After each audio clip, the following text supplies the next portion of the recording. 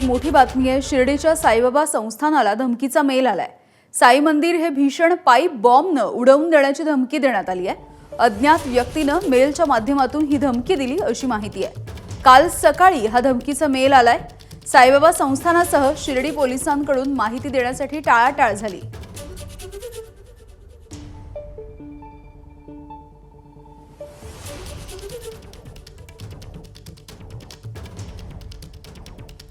नितीन ओझा आमचे प्रतिनिधी माहिती देत आहेत। नितीन, निश्चितच जर पाहिलं तर पहलगामची घटना घडल्यानंतर देशभर हाय अलर्ट देण्यात आला होता। विविध ठिकाणी सुरक्षा देखील वाढवण्यात आली होती आणि याच पार्श्वभूमीवर काल सकाळी साईबाबा संस्थानला एका अज्ञात व्यक्तीनं मेल करून साई मंदिर आहे ते पाईप बॉम्बने उडवण्याच्या धमकीचा मेल केलाय आणि हा मेल आल्यानंतर कुठेतरी मोठी खळबळ उडालेली आहे।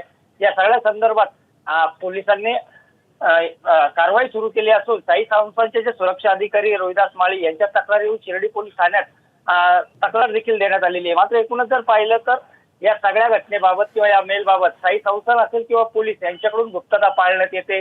मात्र आलेल्या मेलच्या पार्श्वभूमीवर नेमकी काय खबरदारी घ्यायची या दृष्टीने आता हालचाली सुरू झालेल्या आहेत। यापूर्वी सुद्धा साई मंदिराला अशाच प्रकारचे पत्र किंवा मेल आले होते, मात्र ते सगळे खोडसाळपणा निघाला होता। त्यामुळे हा मेल सुद्धा खोडसाळपणा आहे की नेमका घातपाताचा काही प्रकार आहे हे आता चौकशी समोर येईल। यामिनी, अगदी नितीन, धन्यवाद माहितीसाठी।